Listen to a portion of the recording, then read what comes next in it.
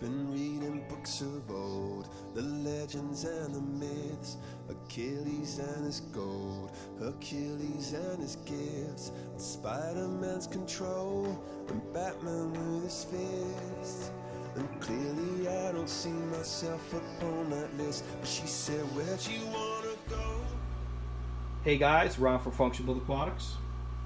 Like I mentioned in my prior Instagram video, and you can follow us on Instagram at lowercase FunctionBuilt-Aquatics _.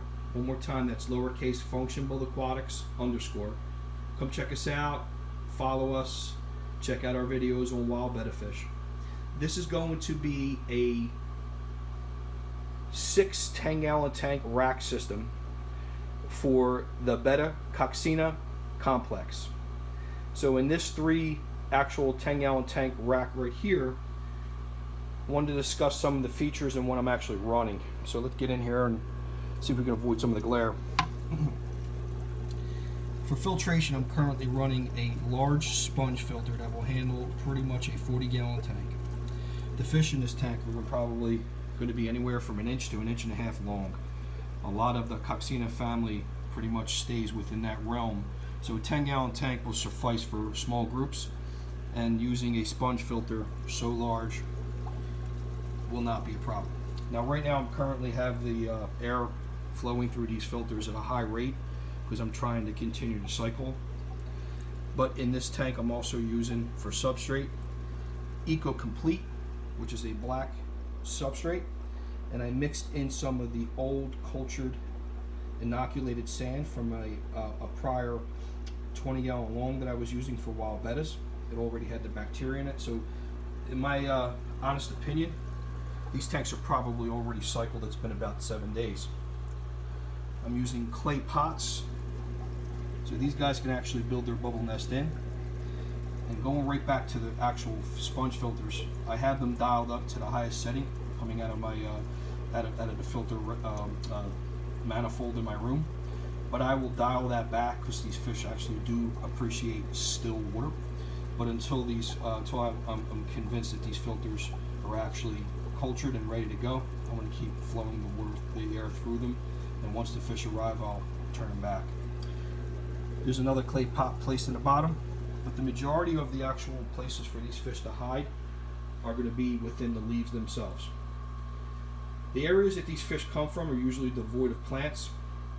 There are some small plants that actually grow, but for the most part it's mostly a muddy substrate, sometimes a mixture of mud and sand, a lot of leaves, some wood. The water's typically dark, but plants are usually devoid in those areas.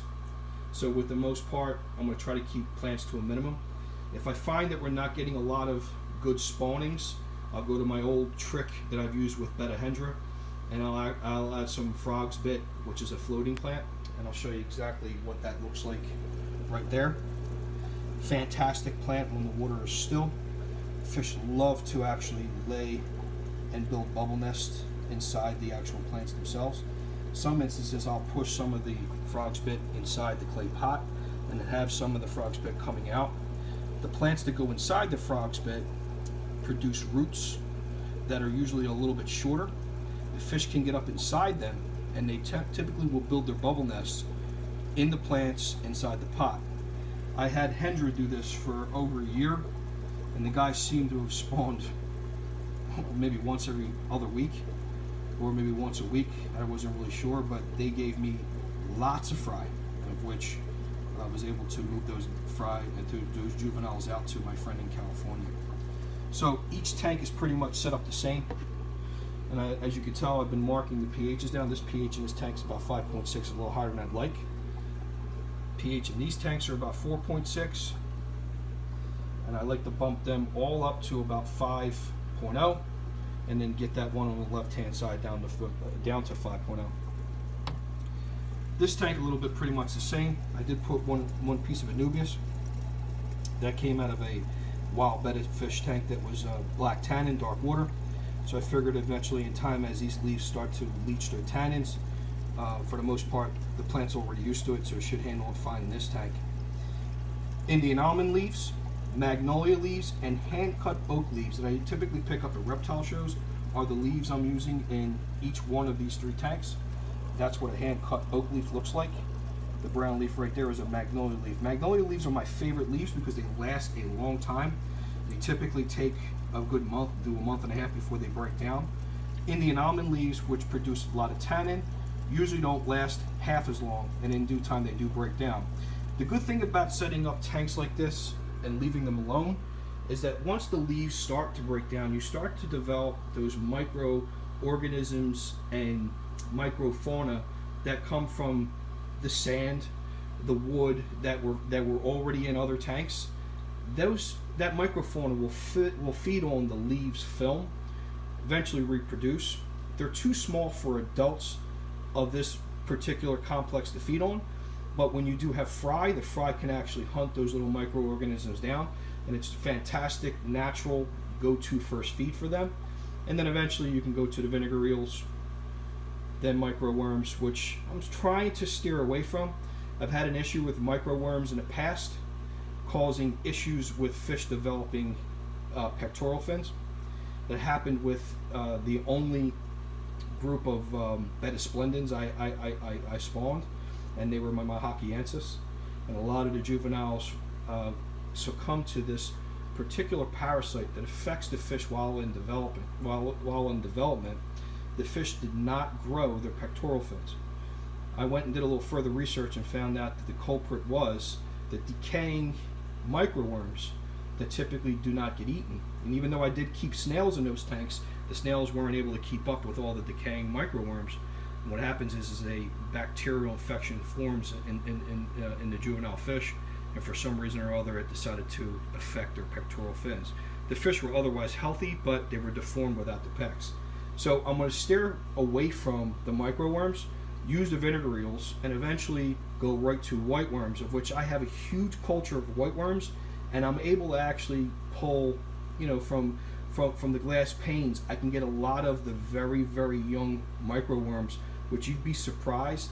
I've been able to get Betta hendra that were probably close to maybe 3 weeks or so, able to take those size worms. They're so small, and the adults were able to pick off the rest. Once again, a good scavenger for a tank like this would be ram's horn snails. I've also found that Japanese trapdoor snails are very good. They're a little hardy.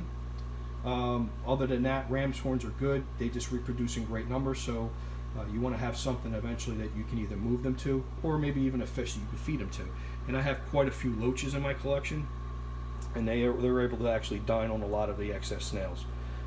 So for the most part, this rack, as you can see, holds 3 10-gallon tanks. Next to it is a 20-gallon high that holds a group of hendra that I own. This 20-gallon high will be coming out, and then 3 more 10-gallon tanks will be going in here, which will allow me to actually break up this crew, put them in a 10-gallon tank, and it give me more space for more of the complex I'm looking to bring in. So, like I mentioned, the fish won't be here for probably another 2 weeks or so. First week of November or second week of November, they'll be coming directly from Indonesia. Once those fish do arrive, I'll shoot a video of the unboxing and the acclimation of those particular fish. Very excited about this particular complex. In the complex right now of the coccina, I already have the Betta hendra, and I'm trying to think what the other, I can't think of the other species I have, but I'll look it up, shoot another video of it later on. So this is Ron from FunctionBuilt-Aquatics. Stay tuned. Once the fish arrive, we'll shoot a video on that. Thanks, guys. See you. Oh, I want something just like